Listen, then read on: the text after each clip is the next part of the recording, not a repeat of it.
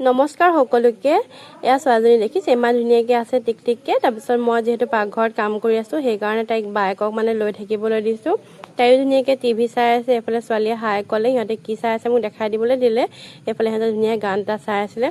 মানুহজনক ক'লোঁ বোলো ব'ল আৰু মোৰ লগত পাকঘৰত দুইটাই বোলো আজি ভাত বনাম তাৰপিছতে তেওঁ একদম নবনাই উস্তাদি একদম বিচনাত পৰি আছে এয়া আমাৰ জীৱন দেখিছেতো আমি মানে যিমানেই কষ্ট নহওক আমি বনাবই লাগিব খুৱাবই লাগিব সিহঁতি পূৰা এনজয় কৰি থাকিব আৰু তাৰপিছত এইফালে মই যিহেতু গাহৰি বহাই থৈ গৈছিলোঁ আৰু সেইকাৰণে মই এইফালে গাহৰি বনাই আছোঁ মছলা চছলা দিয়া হোৱা নাই বাৰু এতিয়া ফ্ৰাইহে কৰি আছোঁ মানে কি জানেনে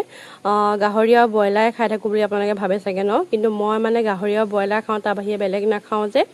ঘৰৰ মানুহে তেনেকেই মই মানে যি ভাল পাওঁ সেইটোৱে অনা হয় সেইকাৰণে এয়া গাহৰিকে বনাই আছোঁ